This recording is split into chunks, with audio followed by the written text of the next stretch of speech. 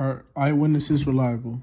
They are mistaken far more often than people think. Every year, more than 75,000 eyewitnesses identify criminal suspects in the U.S., and studies suggest that as many as a third of them are wrong. Mistaken eyewitnesses help convict three-quarters of the 273 people who have been freed from the U.S. prisons on DNA evidence presented by the Innocence Project, a nonprofit legal organization that challenges dubious prosecutions.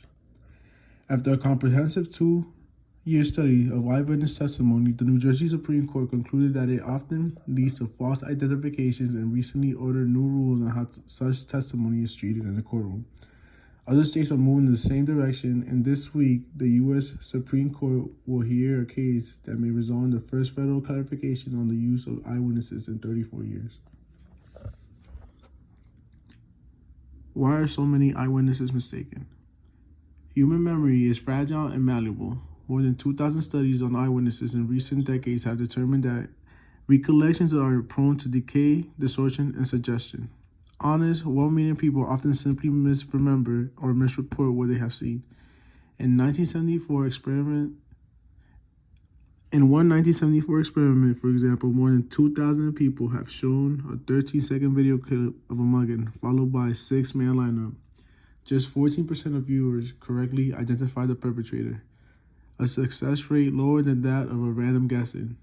In a 1999 study, 150 college students watched videos of shooting and then a 5-man lineup. Every one of them identified a suspect, even though the culprit was not pictured.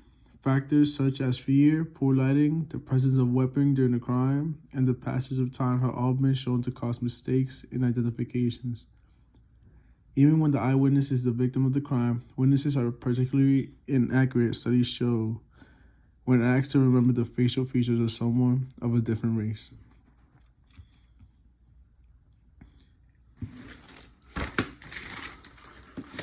Number 1, in your own words, state the main idea of this reading and be sure to explain the argument being made here. The main idea of this article is to show that nothing is perfect, not even the trials in court that would take a human being's freedom. The most often piece of evidence used in a court are eyewitnesses. In the first paragraph, he proves with factual evidence that mistaken eyewitnesses help convict three-quarters of the 273 people who have been freed from U.S. prisons on DNA evidence. Number 2, identify the 3 most powerful examples that the author uses to support his argument and explain what makes these examples so effective. The author shows this by inferring that the court systems haven't adapted to the new ways of modern forensic science, and that when the legal system is wrong, they don't really know how to deal with it. He goes on by giving even more examples of when the legal system has failed with the Jennifer Thompson case. When Jennifer, the victim eyewitness, picked Ronald Klein twice, even while the real rapist was in the room. Another way he shows this is when he mentions that sometimes the eyewitnesses can get nudged by a detective to identify a defendant. The very own law crushing the innocent. Number 3, do you agree with the author's message? Why or why not? Be sure to explain the evidence from the reading.